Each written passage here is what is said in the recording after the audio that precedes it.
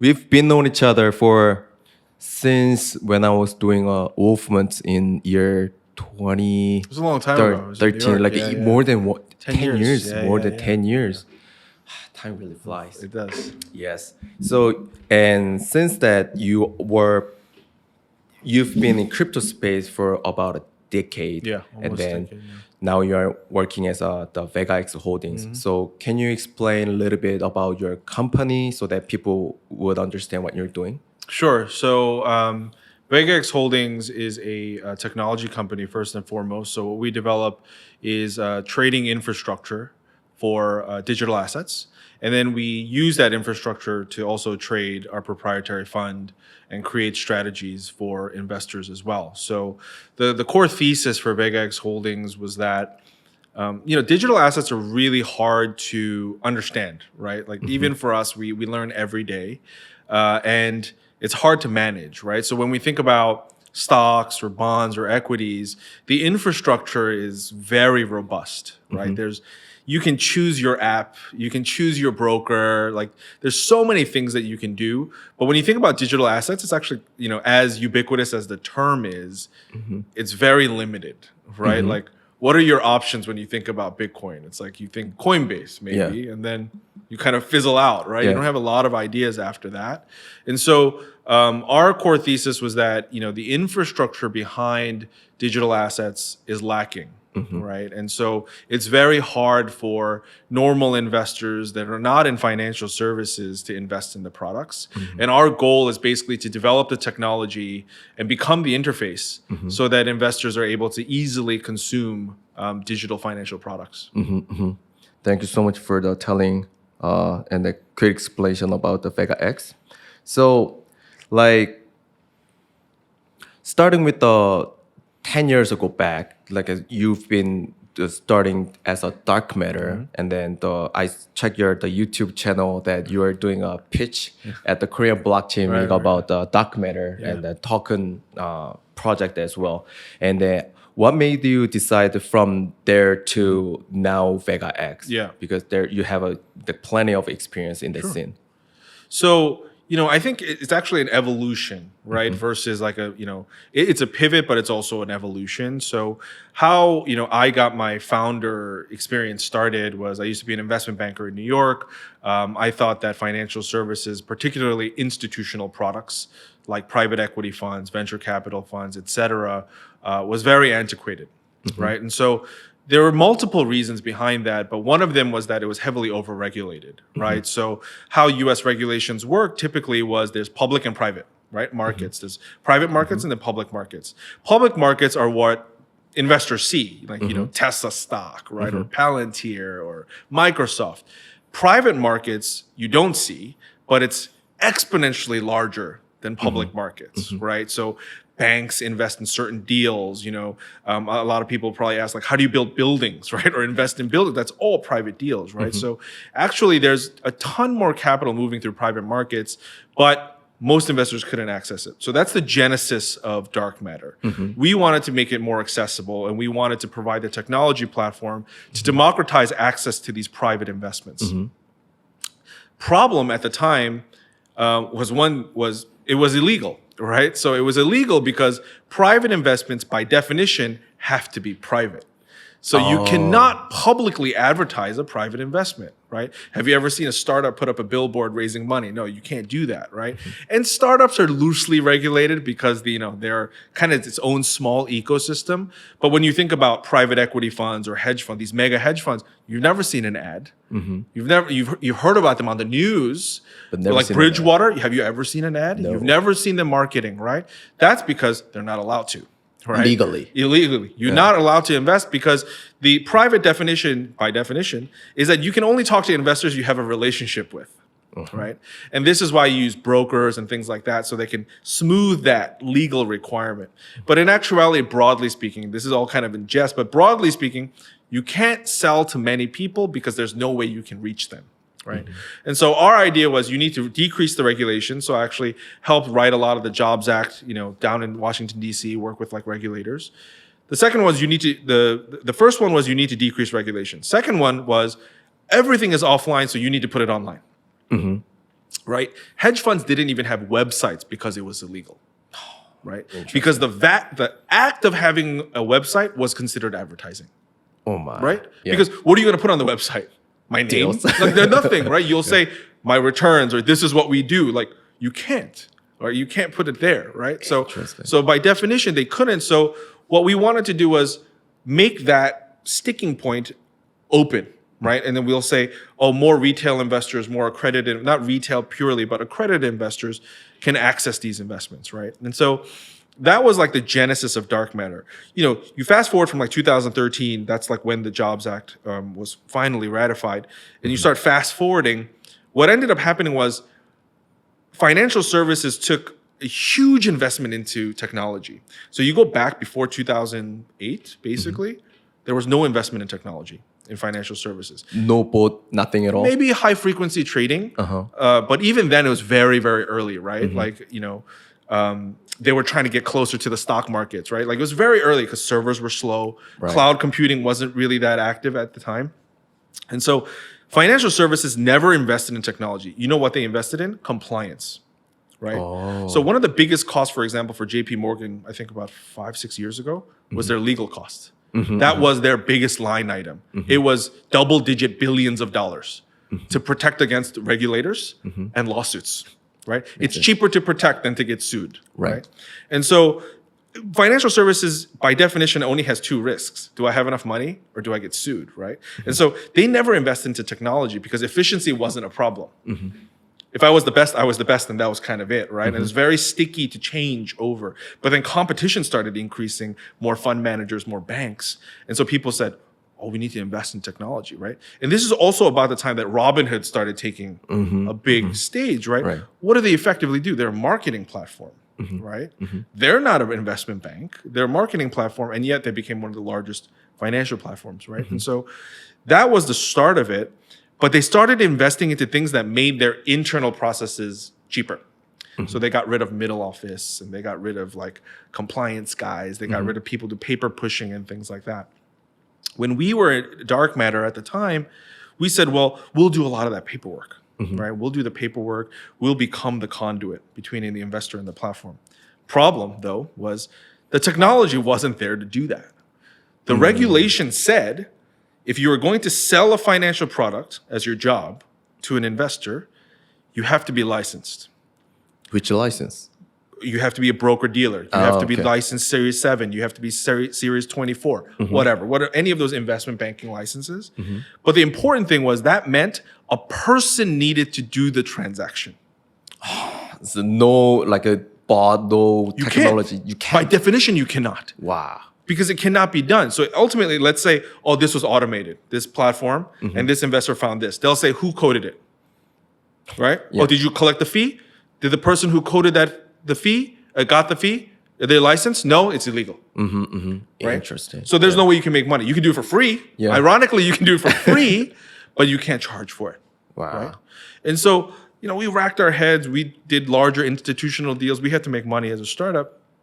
And then fast forward to 2016, blockchain started becoming more active, right? Blockchain was a thing before that, you know, DLT and people. Right. We talked about it in our team.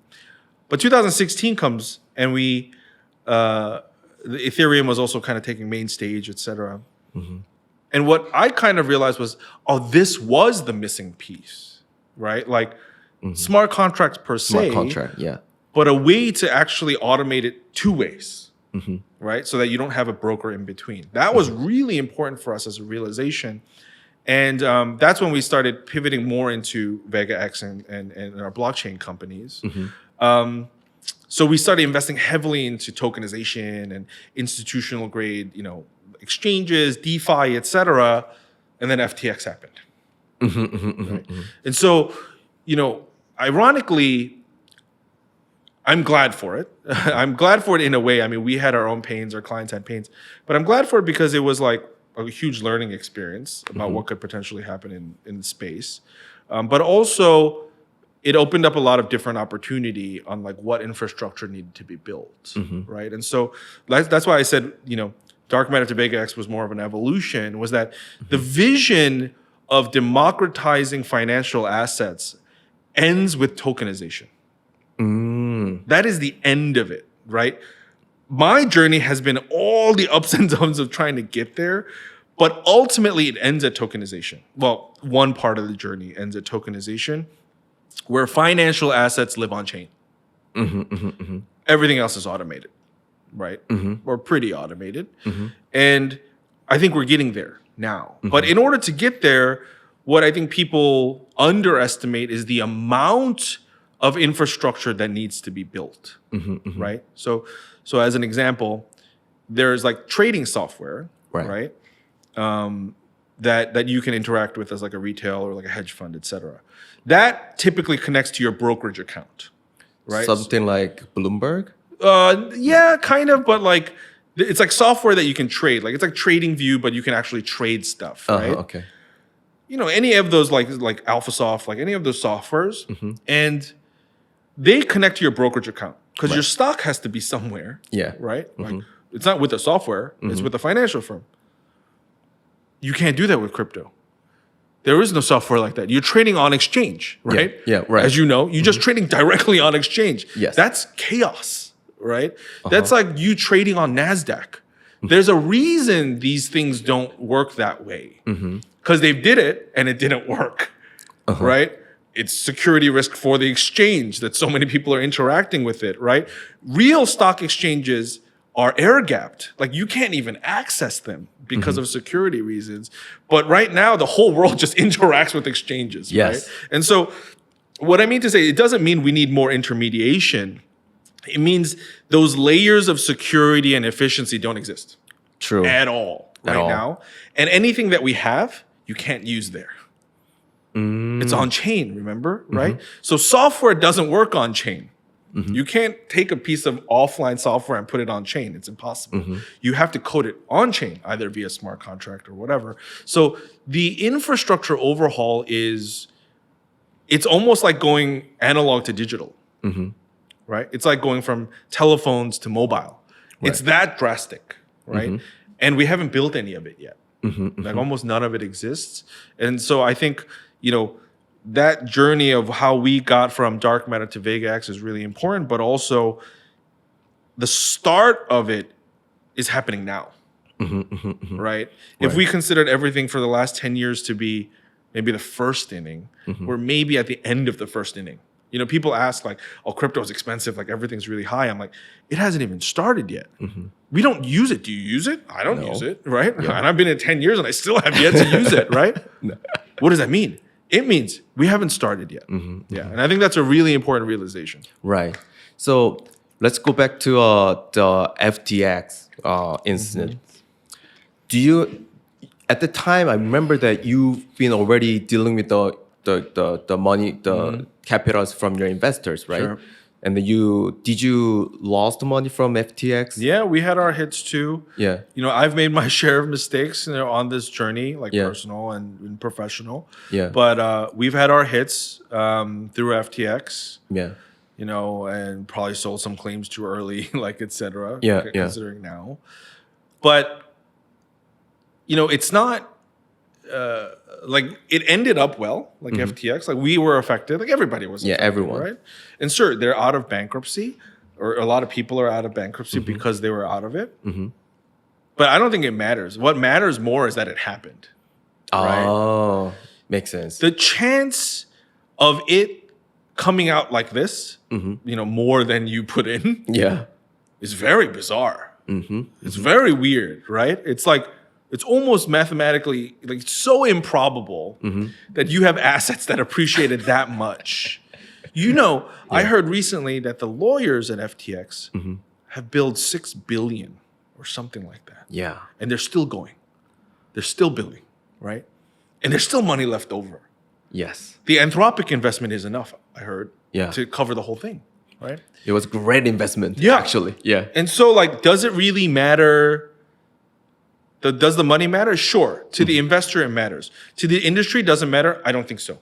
I think it's actually maybe even detrimental that people got their money back. Right. Because you kind of forget Yes. that how terrible it was Yeah, when yeah. it happened. But yeah. I think the FTX that happened also Luna that happened was the I believe that was the moment people realized this is something off the track, but at the same time there is clearly we are able to see what we really need in the crypto space. And then there, I believe that at the time, a lot of blockchain startups went bankruptcy. Also at the same time, a lot of B2B blockchain startups came out to the market. And it's been even though that happened, still we are on the way to become an institutionalization, including the Bitcoin ETF and Ethereum ETF. And then, as we talked about before, it's a quite interesting transition from the legacy financial services and into the crypto institutionalization in crypto. And then you mentioned about there's a key difference between these two markets. There is a machinery involvement heavily into this one. Yeah. Can you, as on a VegaX CEO, can you explain more about this transition? Yeah. So, so when we think about the institutionalization of crypto, for people that have been in the space a long time, we used to joke about this because there were years around 2018, I think. Everyone talked about the institutions are coming, right? I don't know if you remember that, but like that was the Twitter theme. Like institutions are coming. They never came, by the way. Until the ETF. The institutions are coming was like every day. People were shilling the hell out of Bitcoin and crypto, et cetera, right? So the reason, and the funny thing is before that, when I first started in crypto, if you talked about institutions, you were the enemy. Oh, It was like you were the enemy. Like you go to these conferences and then you talk about like Goldman, they're like, oh my God, you're part of them, right? You're not part of the blockchain ethos. Like you're not a maximalist, like, let's take over everything, right? And then it changed to institutions are coming. And then they never came. And then ETFs are coming, So this is the trend. But the institutionalization of crypto is different than institutions investing into crypto. And so what I mean by that is one step, like buying Bitcoin exposure. That's just like buying gold or something. The institutionalization of crypto is that institutions are going to start using blockchain for their own uses. Oh, right? So that's going to be actual use case for the institutional, That's right? That's right. But the problem with that, I don't want to say problem. The nuance to that is that they have to buy those tokens, right? Makes sense. So if I'm building on Solana, I'm building on Avalanche, I'm building on whatever, I have to buy it to pay the fees, right? Right. To use it or to test it or to develop it. So what happened? They're going to start buying it. That's really the institutionalization of crypto, right? To use it. That's the funny part. But I think, this is me personally speaking, but like my opinion is that financial services is an interesting industry. And what I mean by that is it doesn't do anything. It's an intermediary. Yeah. Right? It doesn't produce anything. True. Right? It doesn't it protects your money, it grows your money. It doesn't really do anything, right? Just it doesn't agency. dig the ground. It doesn't grow cows. It buys cow futures, something like that. And I'm not putting financial services down. I think, I'm a finance guy, and I think it's extraordinarily important. But the reason I bring that up is because blockchain is not the death of financial services, right? True. Financial services just evolves. It just changes, right? But the financial services as a concept will exist forever, right? It's just, what is that concept, right? But when you think about the companies in that industry, they're going to have a really hard time, right? So, I use this analogy a bit, which is when Amazon started coming up. And then, there was these mega retailers in America, like Macy's, and there's Walmart, there was Woolworth, there was all these mega retailers, huge department store type places. And they all laughed about Amazon. Because they're like, why would you ever buy anything online? Doesn't it sound very similar to Bitcoin? Like people talking about Bitcoin, right? Like, why would you buy Bitcoin? Like, there's nothing there. It's like, why would you buy pants online? That sounds crazy to me. Like, you can't buy groceries online, right? But the key was not buying online. It was that Amazon was leveraging that infrastructure to control supply. Supply chain management, right? they don't actually make money on selling stuff, but it's like Costco. They knew what the actual leverage was. Leverage was owning everything, not selling stuff, right? That's what the internet gave them as technology. And that's what I think the next phase of financial services is going to be. People think about what's going to be important, right, in digital assets. I think the institutionalization, the mistake right now is like if you have more Bitcoin, like this is going to be super powerful. No, what's going to be powerful is the person that understands where everything is going. It's fully transparent now. Right. But that also means it's so much data that you can't consume it. But there's going to be a technology firm that understands that. And somebody that uses it as a hedge fund, whatever, that's going to be extraordinarily powerful, right?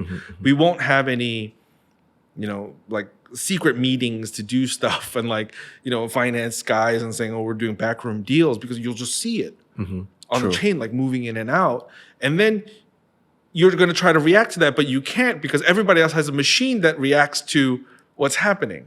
True. Right? And so when we think about automation, when we think about machine learning, we think about AI, I think that's really interesting because the more digital our economic flow becomes, which is like right now, right? We're turning data into money, Right. basically.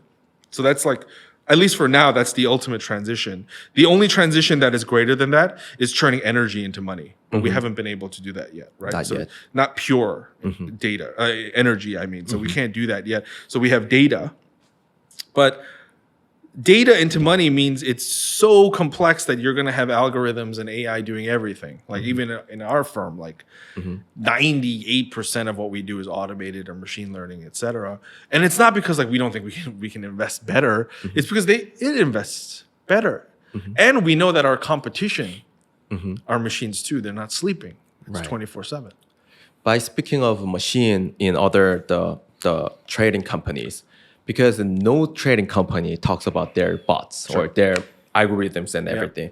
So how do you guys internally, how do you guys know what they're doing? And then is there so for example, like before AI, it was machine learning. And then machine learning requires a lot of data, right? So you need to set up infrastructure to compete with those machines. And how do you doing and how do you become beat them down? Yeah. So I still think the digital asset space right now is a blue ocean, right? Because it's just very, very early, right? And like you said, data is super important in automation or any kind of automation, whether it's supervised learning or whatever. But because of the nature of the asset, it has so much information already. Right. And so like the problem with equities is all you have is price. Right. And the problem with equities and price or price and volume, and you can make up a bunch of indicators. But the problem with that, it only trades from 9 to 3, 5 days a week.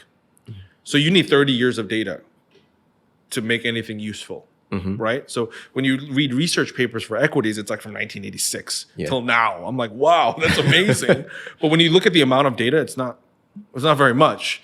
Because from like the 80s to 2000, like the tick sizes were so large that like, it's like, it doesn't even matter, right? It's like, oh, it went from $1 to $3, right? Yeah. But right now it's like changing at like 1/1,000,000th of a cent.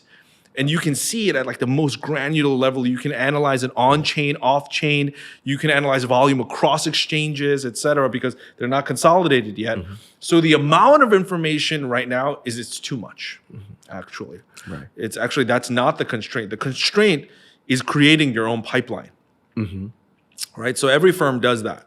That's why you don't have like a service that does that, which is they don't like it. Right. So TradingView people use, but the people only use it until you create your own pipeline. Right. So you draw in all sorts of data and then you like analyze it. Do we know we have it better? I think we're better than most, but I think the difference right now is that the competition is very low. Right. So we're primarily competing against retail. Right. Which is easy. Yeah, which is easier for machines, right? Because statistically, there's certain behaviors that we understand. How do we know what the other firms are doing? We don't. like there's news and stuff like that, but we don't largely know what they're doing. We can understand what firms are doing when there are arbitrage or some kind of alpha opportunities that exist in the market and they disappear, because that means someone took it, right? Because then we can understand style, right? Because as automated as things are, there's a style. Like every firm has a style. Right, and what they do is their bread and butter, right? High frequency market making or momentum trading or something like, there's different styles. So that I think is very important. But right now, I think the market is pretty. It's not that dense, right? So we can see what other players are doing in the market. Well, our system can analyze like different movements, and we know when things are being manipulated a little bit, et cetera, et cetera. So that's why I think crypto is like a blue ocean right now, because you look at equities, it doesn't move. It doesn't move because it's hyper competitive, right? So if there's some juice, like someone's gonna take it like right away. Yes. Right. Otherwise, if something happens and you don't take it, that means something else is off. Information or risk or something, right? So I think there's no free lunch. But crypto seems to have some free lunch right now. Right. Yeah. So there are definitely, when we talk about the U.S. financial services versus Korea financial services in terms of how crypto space evolve with those two markets, I heard that the U.S. like a Citadel, something like them, their high frequency trading solution is so amazing. Rather than other countries, and then just have a lack of information about them. And then since you're from New York, how do you see them, and then what they're going to be the next in terms of from the legacy finance in terms of do you think they're going to switch it to crypto space with that the same arm or different arm? Yeah. So when I think about whether. So I think there's two types of firms, right? There's the incumbent. The whole thing is like the incumbency, right? The people that exist and protect the existing structure. But then there are asset managers, and then there are financial institutions, right? There's the banks and brokers and things like that. So the financial institutions, their problem is because of the regulatory environment, it's very difficult for them to make money. Because they're not allowed to trade. Yeah, that's a big one. But they have to provide these like financial products to clients. But the cost of compliance, right, is getting higher, right? Because every time something bad happens, the SEC or FINRA says, "Hey, you have to do this. You have to do this." Every time somebody sues, then they get sued. They have to pay a fine. So it's getting like more and more expensive. Firms like Citadel and asset managers are different, right? They can effectively do whatever they want. Right? They're a fund, right? So they only have to apply to the hedge fund rules, which, as I mentioned earlier on the podcast, don't go public. You can do whatever you want. Yeah, that's the reason it's private. You literally do whatever you want. Right? Interesting. I mean, there are rules. I'm being a little like tongue in cheek about it, but there are rules, but a lot less rules. Like if we think about a stock having 100 rules, a hedge fund probably has like 0.01 rule that it has to apply. It's like, don't take their money and like buy a Ferrari. That's the rule, right?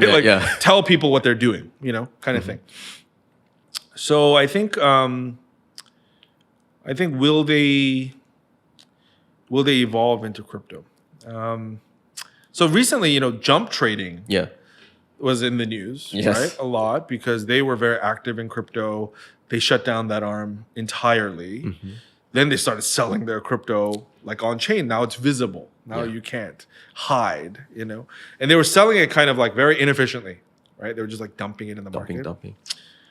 Why they did that, I don't know. And I don't want to, I don't want to conjecture here like what happened there. I'm a conspiracy guy. So I'm like, maybe this is some kind of move, some market making move, like super strategic, that they're making things fall to buy cheap. I don't know.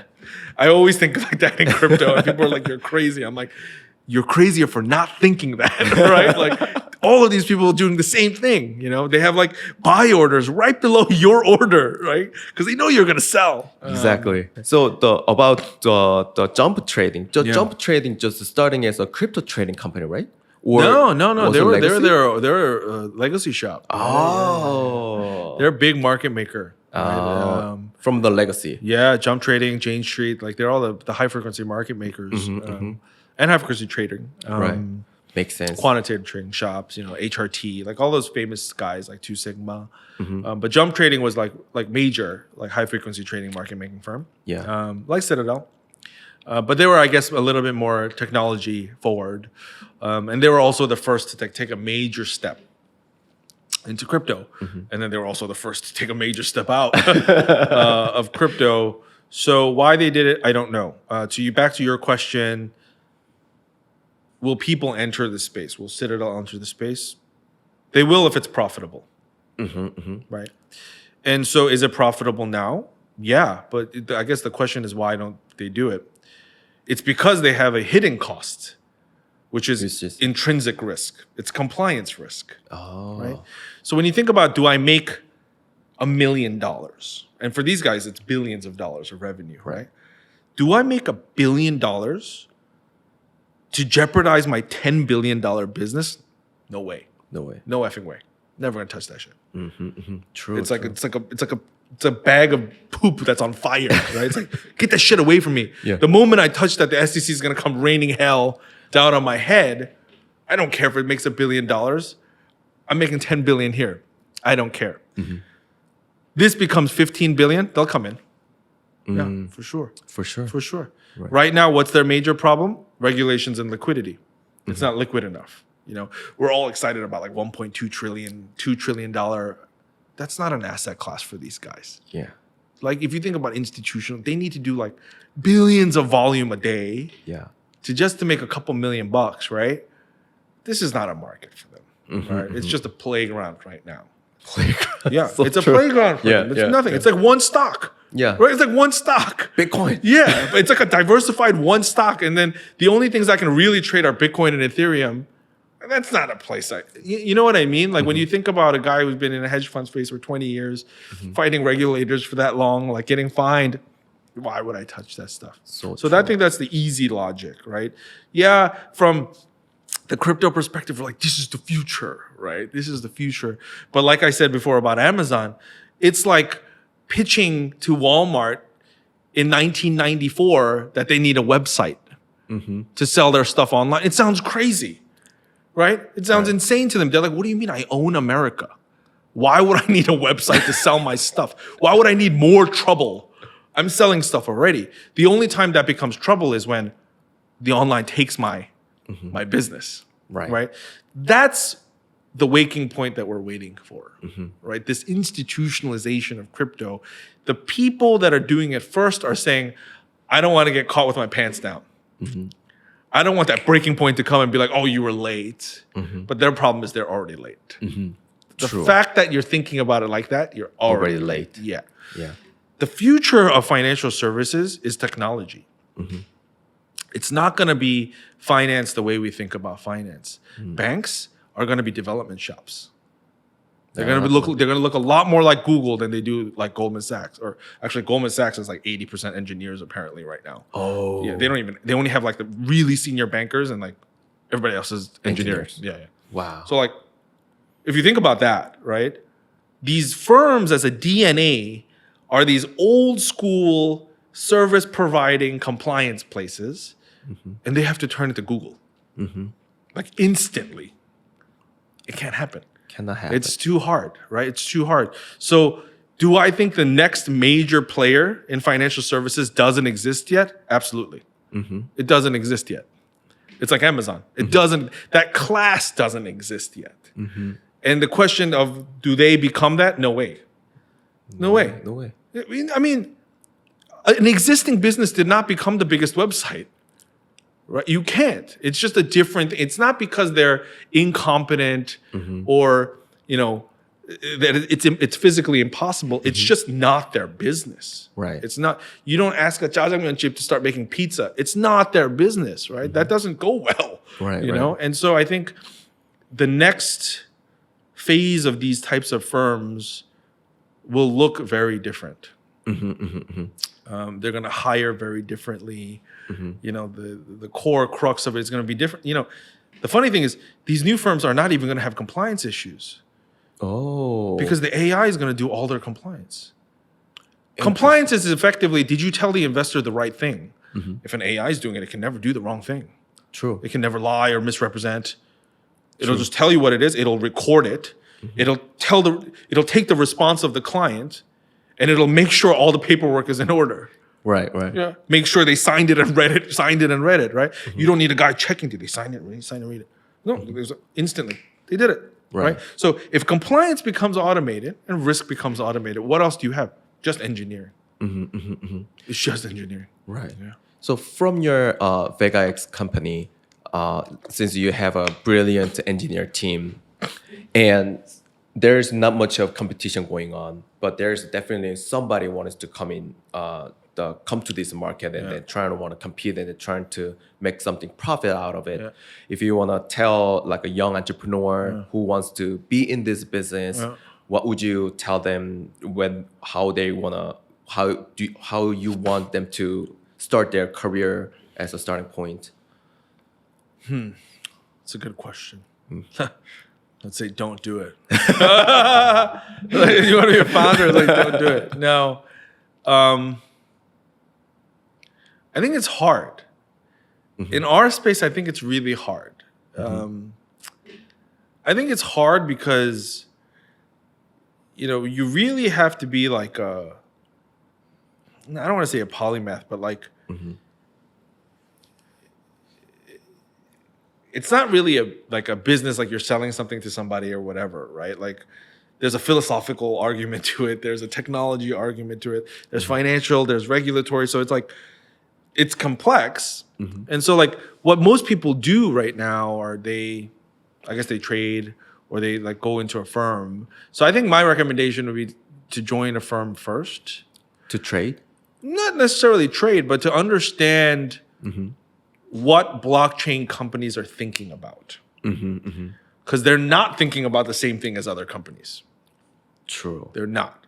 They're not thinking about their like AWS costs, or they're not thinking about like, CTM. Like they're not thinking about stuff like that. They're thinking about like congestion costs on layer 3s, that talk about interoperability and zero knowledge. Like they're thinking about stuff that just doesn't even exist yet. Like it exists in theory, right? So I think understanding that is pretty important.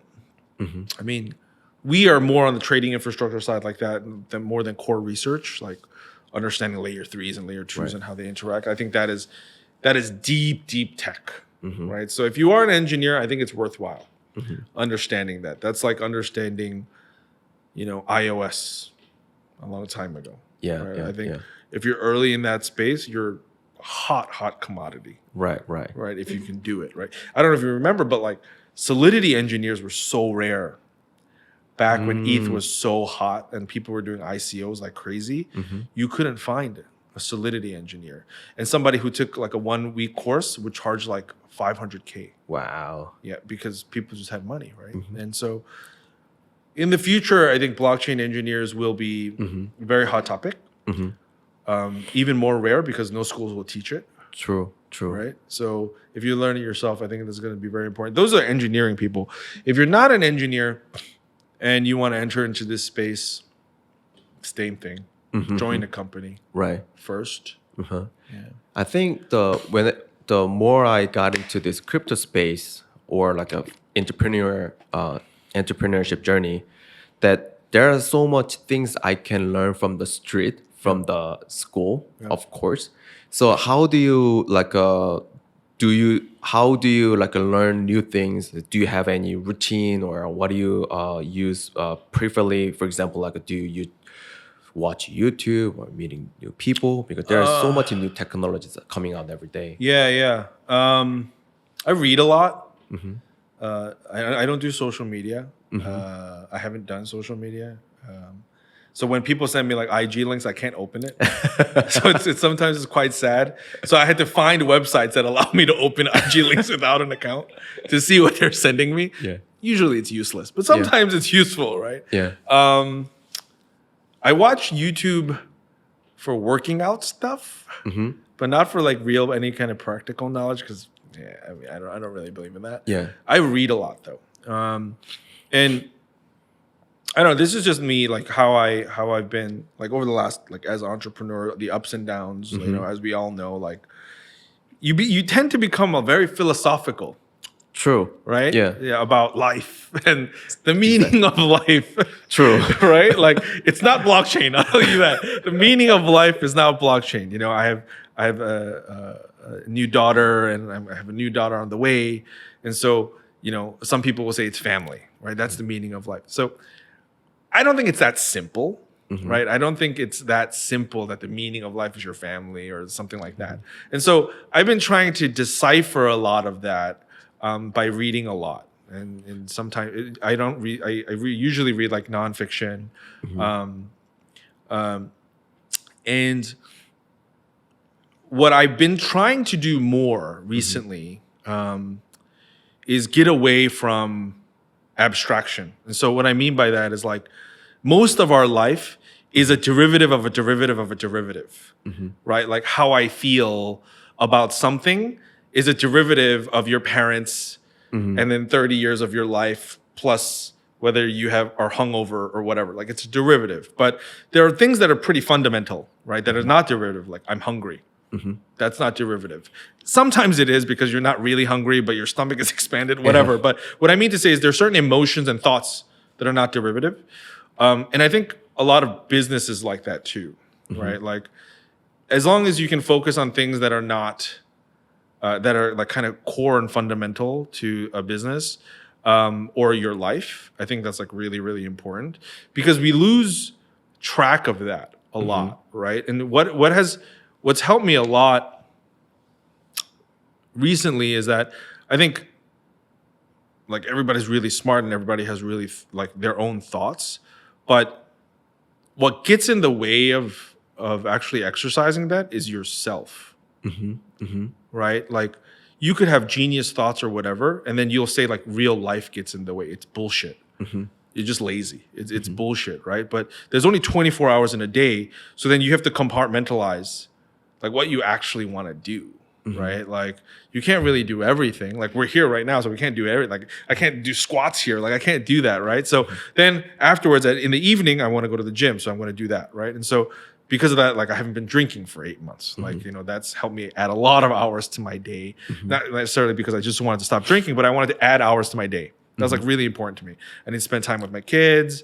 I need to do my work. I need to go to the gym. So there's stuff that I need to do. But when I did that, which was also from like books and like learning and trying to do stuff, I realized that my thoughts became a lot clearer. True. And what I mean to say is like the answer is usually there. When you're like clear. in your mind. Yeah. No, like whatever thing you are facing, the answer is there inside. And most of the time it's hidden, but a lot of the time it's ignored. Right. It's ignored because it's hard. Usually. Like in my life, I found that the answer is always the hardest thing that you don't want to do. Very true. It's always the answer. Like 100% of the time, it's the answer. And then you will your brain will do whatever it can to prevent you from doing it. Because Like, it's too hard. It's too hard.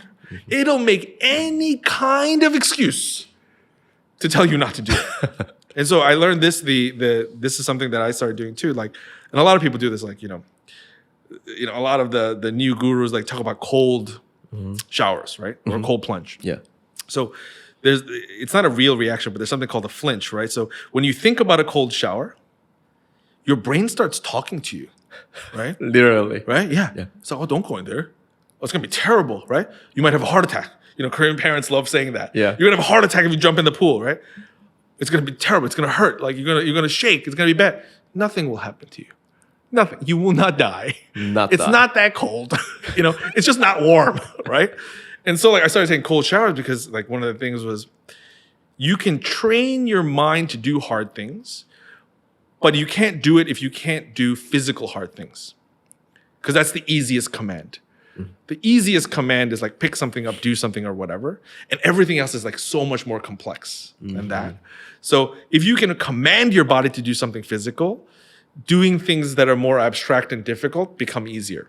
Like that's the theory behind it. And so for me, I try to do the hard thing, like the thing that I don't want to do early in my day, and it's helped a lot in the business. Makes the sense. conversation I don't want to have, that usually terrifies people. There's probably one person a day for everybody. There's a conversation you don't want to have. True. So I do that first. And then the fun stuff I do like later in the day when I have no willpower. And I'm tired, right? Like I go to the gym or whatever. Yeah. Like, so yeah, I think that's the message for me is like I read a lot to get to the point to try and understand that I think abstraction is bullshit. And there are more fundamental answers. And everything else is just noise. Well, not noise. It's an excuse. True. It's an excuse. Yeah. So let's go back to since we're talking about your daily routine, including all the hard things to do in the morning. What kind of like a CEO are you at the company? Since you've been doing this founder journey for over a decade, and then you must have certain things that you do at your company, and then your criteria for your the new hires and such things. So I try to be pretty hands-on, like relatively with new hires, but I do delegate that out to my management only because like I can't really speak to their talent, right? Particularly technical stuff. True. I'm not the one that's going to be going through their code or asking them questions. So I try to be more. I delegate more with that, but I try to be very clear about my culture with my team, and I hope I'm reflecting it. But it's more of a, it's I want it to be. I don't know if it is, but I want it to be a culture of innovation, right? And I don't want it to be held by like you need to do this at work, and in Korea that's hard. It was easier in the United States, but like it's more of do you have the freedom to create something, but you need to take ownership of it. Otherwise, you can do whatever you want. True. Right? You don't have to be at work. Like you don't have to do anything, but you have to be mature enough to know when it's necessary for you to be at work, when it's necessary for you to do teamwork, to communicate and things like this. So that's kind of the culture that I've tried to cultivate at the company. And I think it's done well because I used to travel a lot, and it was hard for me to be there all the time. And so I do think like my management has done a good job of taking that ownership, right? And not necessarily because of like FaceTime and like yelling at their employees, but they take a lot of time off. They work remotely, but the pride and the ownership in the work that they do, driving toward the vision that we're trying to create, I think that is what I've tried to do. But that's, it's like one of those things that's difficult because it's like the tension of the push and pull, right? It's the how much freedom is enough freedom, and how much direction is enough direction. And I think that's something you learn every day. Right. Yeah. So there's definitely the culture difference between the US and the Korea. Sure. And then since you are hiring most of the people in Korea, right? Yeah. So I think people in startup scene, they are expecting or they prefer like an American culture in like a Korean startup scene. Sure. So I'm pretty sure your like a future employee will watch this show and then see what you're thinking about those things, and then they want to see how the company environment that reflects the US background to the team. Yeah, I mean, I think there's like this like romanticization of American culture, True. Right? Like this free like bananas and milkshakes and shit. I don't know why I said bananas and milkshakes, but anyway, like just like this freedom. But like I said before, like it's a two-way street, right? So with freedom comes great responsibilities. Like it's like the Spider-Man like dialogue, right? Yeah. Like with great power comes great responsibility. A lot of people, like if you go to, this is an interesting one. So if you go to cafes here, right?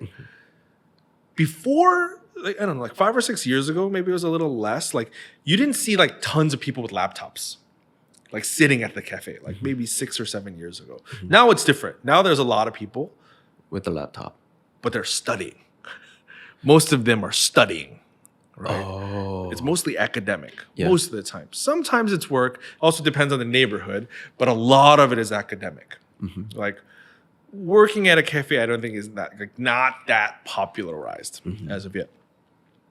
You go in the States, everyone has a laptop. Starbucks, everyone's working. They're not studying. Everyone's working, right? They're not coming from Hagwon or whatever. Like everyone's just working, right? And so this, you know, and I tell this to my team too. And yes, it will exist in posterity. So I have to be careful about what I say. There's a very clear distinction, like between I think the cultures, and I think the expectation is like no konde culture, you know, freedom to do stuff. But I think sometimes people forget the other side of that, is that the freedom to create stuff means you have to create stuff. Like that's Totally. the expectation. Right. Even if without direction, you are expected to create stuff. That is immense pressure. Actually, much more pressure than somebody breathing down your neck and saying, do this, do this, do this. Yes, that's stressful. That's a different kind of stress than, oh shit, what do I do? It's almost like a founder level stress, Right. right? You have an employee, like I work at a big company like Samsung, and then you have a guy who's a founder, right? The founder stress is more. Right. It's going to be more, right? Yeah. Why is it more? We're not really sure, but it's because you start with a vacuum. There's nothing there. There's Nothing no there. direction. There's no tokchuk. There's no pressure, right? There's no pressure to do it. The only pressure is do it, right? And so that I think is the primary difference. But the another thing that we try to put into our team as well is voice. Like you need to speak up. You need to say something. You need to be like, this is fucked up, you know? This is good. This is messed up. Like you need to say something, right? And so our team is actually quite good at that. Like Good. everyone has something to say, like sometimes too much, but everyone has something to say, right? Everyone has something to say. So I think that's great. I think that's the important part of like a healthy and like a productive culture. If no one's saying anything, nothing gets produced. I'm 100% convinced of that. True. If just the founder is talking or CEO, nothing happens. Yeah, something looks like it's not going anywhere. Because they don't believe it. Through dialogue, even if you hate it, you'll do it because you lost the fight, right? A fair fight, right? So I think that's really, really important. And on the culture side of things, I think, I think people are doing very well. You know, Korea has such amazing talent, right? Amazing talent, both technical and not technical. You know, people are creative. People, you know, a lot of the culture has changed around startups, right? Wanting to join startups. I think there's just the next step of that, which is like taking like true ownership of why you want to be there, right? And a lot of people join startups because they want to have impact, but I don't think they really understand what that means. They have no idea. Having an impact, that's huge. It's huge, right? Like you built a thing that we're actually going to use and it's going to kill us or sink us. Like it's important, man. Like, yeah, sure, the CEO might have had the idea, but you built it. So Yeah. better fucking work, right? Yes. Yeah. It's like, oh no, I'm done. I'm just going to go somewhere else. So yeah. So speaking of build something to impact, so VegaX experts in a kimchi premium, which is tax-free in Korea still. So can you explain a little bit about how you can do it with being an expert in a kimchi premium stuff? Yeah. So, you know, to take a step back, like the Kimchi Premium got like famous for good and bad reasons. You know, FTX was a big player in it, but it was very big for a while. And before like capital controls got very strict in Korea, I think there was people are actually moving money in and out. So we don't actually do any repatriation. Everything is on the up and up. But if you actually look at exchanges across the world, there are price differences. And the price differences exist because of all the reasons we talked about in the beginning. The infrastructure doesn't exist. The players are too small. Like people don't really understand like cross-border FX stuff. And so we have the unique opportunity of looking both at the Korean, which is a major crypto market, as well as the global markets. And because the price differences exist, we can use our machine learning algorithms to synthetically arbitrage it, like on a risk basis, without actually moving money, right? If we think it's expensive here and it's cheap there, then we're just going to buy it and close it and buy it and close it. And we just keep doing that, right? And that opportunity exists because the prices are different. The reason like we do it in Korea or like any other premium, like we call it the kimchi premium because it's relevant to Korea. Yeah. But like there was the yen premium was quite high, Right. but it's also tied to the size of the market, and it's also tied to currency, right? The way the currencies work with each other, USD versus the local currency. There's also arbitrage between centralized exchanges and decentralized exchanges. Even like a CEX, a DEX have a different price That's right. in it. That's right. Because That's there's right. no infrastructure. Yeah, there's no existing out yet. infrastructure. So we built the algorithm for that and the infrastructure, but the liquidity is quite thin, right? So we aren't trading that heavily on decentralized exchanges. I do think the future will be decentralized exchanges, though. And the term decentralized has such a bad Yeah. connotation. It just means it's not a company, in my opinion. That's all it means. It's actually infrastructure that is able to act without human intervention. True. That is what a decentralized blah blah blah Right. is. Right. The decision making is not centralized, and I think that's very important. And we've also built our own decentralized exchange that we plan on rolling out like in the future. But that is built cross currency. So one of the biggest problems right now is that you need stable coins and like all these different currencies localized. We've created a decentralized ways to do FX. So I can trade in Korean won, Japanese yen, euro, whatever on the decentralized exchange. Wow. Yeah. So, I think the opportunities are endless, but right now, like the kimchi premium, there are these systematic inefficiencies in the market that we can take advantage of that won't exist in 10 years. Right. Maybe less than that. In which case, there's other opportunities because the size is much bigger. But right now, we are able to offer that kind of unique opportunity to Korean investors. Right. So whenever I speak to the FASIP looking for startups Sure. in crypto space, and then they're talking about the rise of the needs from the companies, enterprises that they want to hold BTC or Yep. Ethereum, but they just don't know how to like turn their KRW Korean won to the USDT or something else so that they can provide the liquidity to the prop trading firm. Do you have any solution to them? Or then probably you are dealing with it every day. Yeah, I mean, I think OTC services have been around forever. I mean, they're still around, right?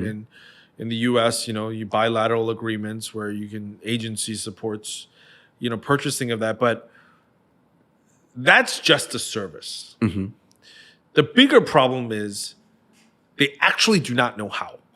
They don't know how to do it. What it is. Like They have no idea. Yeah, like what wallet does it go? Like that's a big problem. Like of corporations and enterprises we talk to, it's like, oh, we'd like to buy Bitcoin. But this is exactly what I'm talking about when I talk about nothing exists yet. Like the level of understanding, broadly speaking, on average is so low that service, like buying for them, that's going to become an automated service instantly. The moment they realize how to do it. And what I mean by that is like OTC is a zero margin business in America, almost zero margin. Like $50 million of Bitcoin, you'll make like $10,000, right? Like it's like zero margin business because on the other side, you have to market make, to make your own money, right? You're buying and selling. Citadel does that. They buy blocks, not Bitcoin, but of equities. So regulatory clarity, I think, is very important. I hesitate to talk about regulations because it's complex. Yes. The relationships are complex. But regulatory clarity is always better than non-clarity, right? And when I think about money or capital, it doesn't care about regulations, right? People do, but money doesn't. I can guarantee that. money will always flow to the highest return. Always. It'll never stop, right? And yeah, people are making decisions. They'll be like, "Oh, Sang, what are you saying?" Like people are actually making decisions. So that's what I'm saying. If you think about the fundamental math of what money has to do, it has to go to the highest, right? Right. No matter what, like your spreadsheet will always end up at the highest solution, right? No matter how you block it, it has to go there. Because if it doesn't, you're losing money, right? Sure. Compared to your competitors. So why I say regulatory clarity is important is when it's not clear, at least in my limited experience, people break stuff a lot. Which is Like anything. Like if regulations aren't clear, people do stuff because they can. And that's kind of it. Like that's kind of the end of it, right? Like when we think about FTX, oh yeah. so there's an exchange, and then it's owned by a hedge fund. Okay, that's a very weird relationship. It's not weird; it's illegal in equities. Goldman Sachs does not own New York Stock Exchange. That would be very conflicted, right? Like Right. I'm a trader, but I also own the platform you buy and sell, Yeah. so I can always front run you. That's I can what, always be in front of your trade. That's what Citadel does, right? Well, no. Robinhood. That's different because that's still arm's length from the exchange, right? Oh. They are not the platform. They're paying for order flow, but Citadel also has inventory, right? So they take Apple stock and they just hold it, for example. And then when Robinhood gets orders, they're buying and selling from their inventory. So they're not an exchange. So, but Citadel's not allowed to own NASDAQ. The actual clearing. So the risk that Citadel gets paid for is what we call inventory risk. I have to hold Apple, right? Then I take the price risk. But if I own the exchange, I take no price risk and I can just dump it all the time. Faster than you can as a customer. So anyway, there's a long way. Like let's not talk about that anymore. Yeah. It drives me crazy. But because of that, people just like kind of do things, right? And yeah, sure, like all crypto businesses, we've been operating in this weird realm because most rules don't even exist.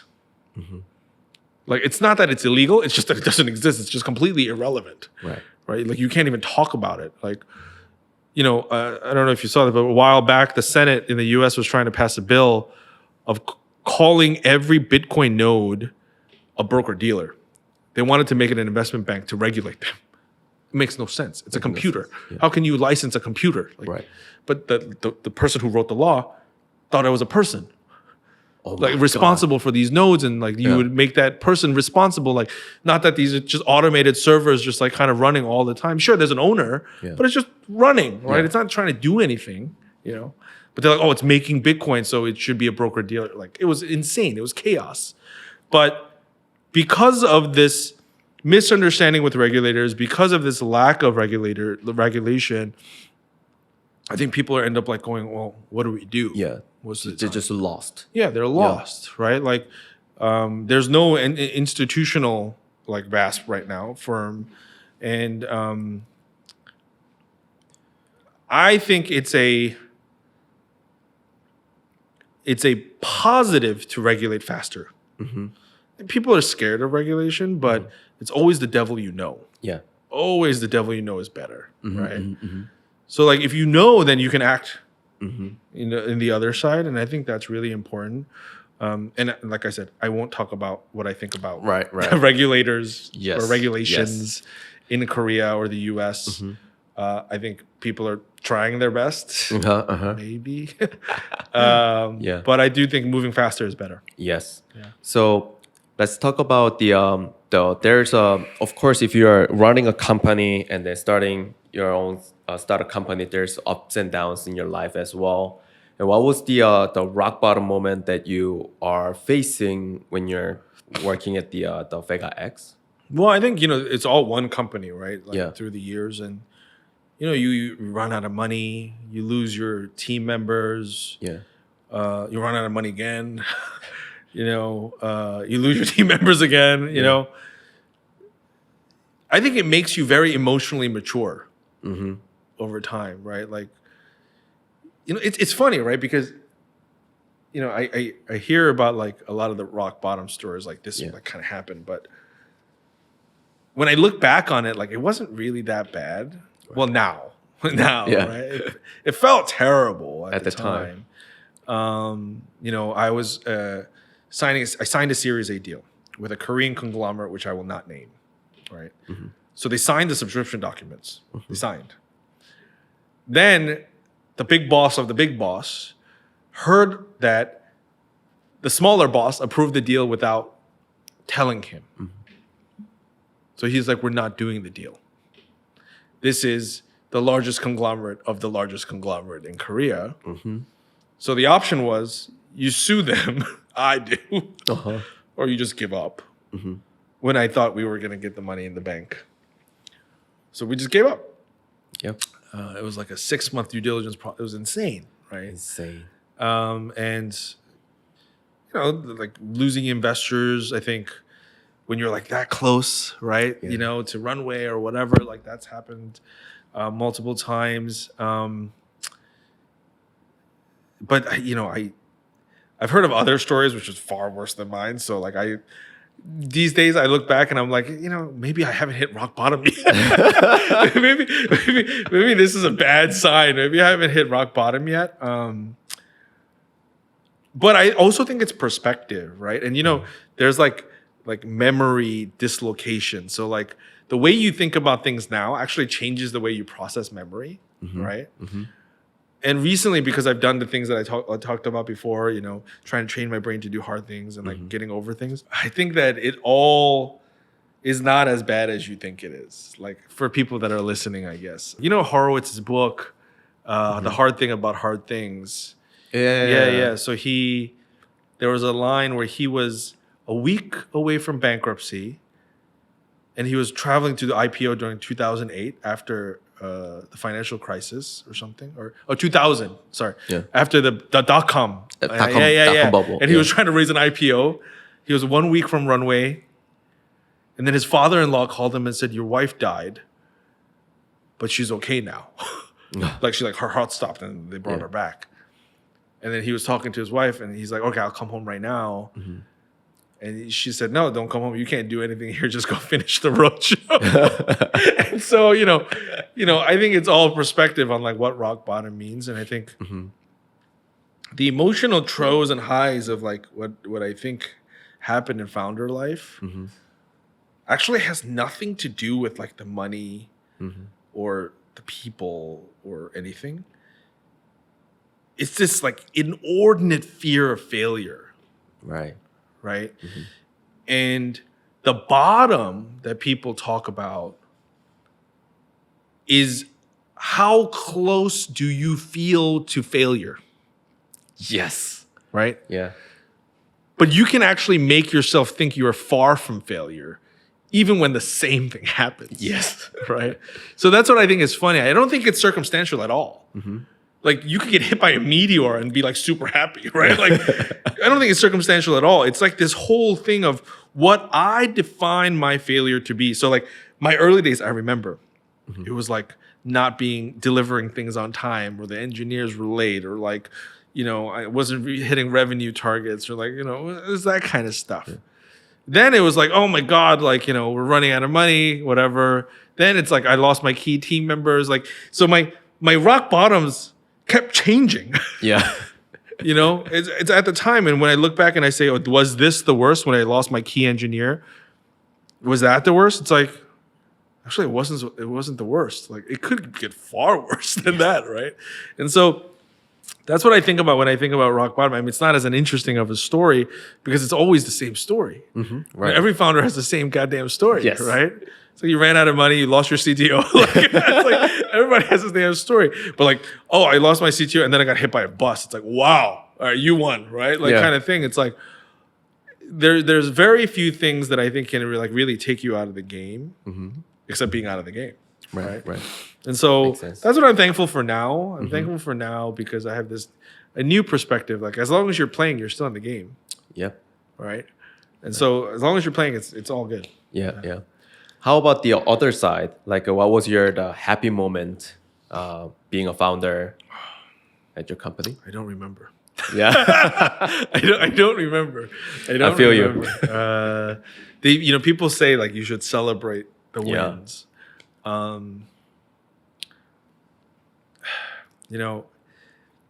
I've been trying to for myself too, which is to change the perspective of startup life. Because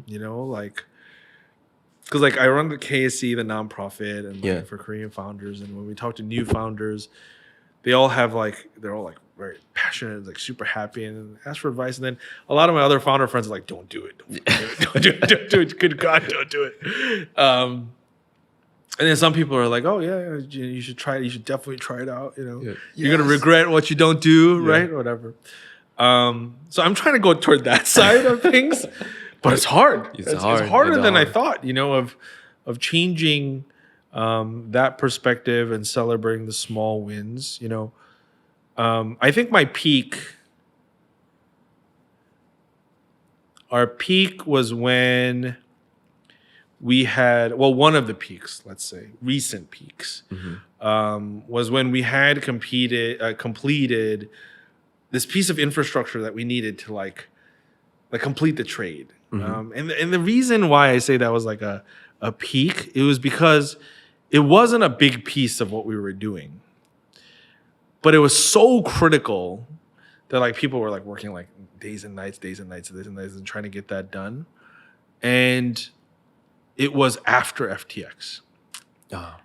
So I think going through that and then redefining what we wanted to build right after we had done layoffs, like huge layoffs, and the team coming together to do that in the face of the chaos and like the layoffs was a big win. Like I think that's a big, as a founder, these are the things that you saw. It's not like big funding, it's not that. Like that's actually just like a part of the path or journey. Like even an exit, I think, is just a part of the journey. I think the important thing is like, were you able to rally the team to do something hard in the face of hardship? I would say that's my peak. That's good. So let's talk about KSE. Yeah. So you've been, I had a lot of help from that organization when I was in New York, when I was doing nothing at the time. I was trying to achieve something, but I couldn't do anything done. But I think the KSE is a solid community in New York for Koreans. Yeah. And so you are doing amazing things at the community.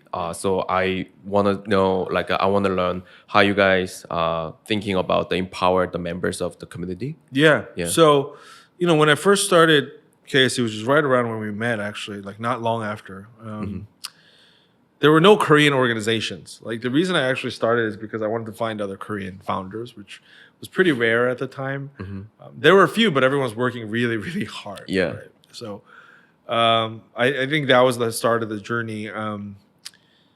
People would tell me like, you're so busy, like why, like you're a founder, like why are you doing these things? And it was like, well, for me, like living in the States, right, growing up in the States, like I think Koreans are very, they like to be together. True. But they hate working together.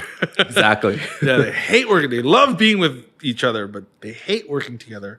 Hyper competitive. And so, I always thought that there was a better way. The entrepreneurship and the innovation scene was quite lacking. Everybody wants to be a banker, lawyer, whatever, doctor. So I wanted to help that go forward, but like we were like we still are, right? Volunteer-run organization, and I didn't know a lot of what I knew now back at the time. And so, fast forward to today, we've done events with Kotra and like the government organizations. We used to hold very large conferences and like pitch events. But then during COVID, we couldn't do a lot of these in-person events. So we kind of went back to the drawing board with the board. And so what we want to develop is a platform that helps Korean business and founders be more successful. And we've tried to categorize these prongs. It's not hanging out and having soju. That doesn't make you more successful, right? Like, so sure, it's fun, but that's just one part of like the de-stressing or something. or networking, let's call it. Yeah. It's information about the startup journey, right? Like it's like workshops, it's advice from like direct mentors, it's funding, right? And then it's information, right? Like information about law firms or like VCs or whatever. And so we broke it down into these four things, and so we're trying to execute on those four things, right? So the information and advice from founders, we're going to do in-person events, founder chats. We're also doing a podcast like yourself with like founders from all around the world. We're just going to start chatting with them, ask them about like key pieces of advice for new founders. Then we have in-person workshops, right? So that we're going to do like half day. How do you develop PFM, whatever, PMF, I mean, these kind of things. And then we're launching a seed fund, actually. Nice. So we're launching a seed fund because, like I said, Koreans like to be together. So a lot of Korean professionals want to get involved in the startup scene, but they don't know how. So we're going to basically act as an organization, as a buffer to turn them into angel investors, right? So we will be the filter, Nice. and they'll be the angel investors. So they can all say they're angel. Everybody's an angel investor. Yeah. And then, that's what we've been focusing on right now. And then the mentorship side. So, a lot of founders want to give back, but they don't know how, or scheduling, or that's hard. So we want to create a platform to do that. Nice. Makes sense. So we are heading to the end for this podcast. So what was your how was your experience with the podcast? Yeah. Just wanted to hear what you I think about do. it. Yeah. Yeah, as you know, like I do a fair amount of speaking, or I used to do a fair amount of speaking. Yeah. I've never done a video podcast. I think it feels like there's an audience. Yeah. It feels like there's someone watching right now. Oh, yeah. We're not live, right? We're not live. It's recorded, yeah, but it feels like there's someone watching. And because of that, I think I'm speaking like someone's watching. Maybe it'd be more natural, more fun if I felt like somebody wasn't watching. Yeah. I think you're a very natural moderator, so it was a very easy conversation. Awesome. Thank you so much for coming here. Thank you for having me. Awesome. Yeah.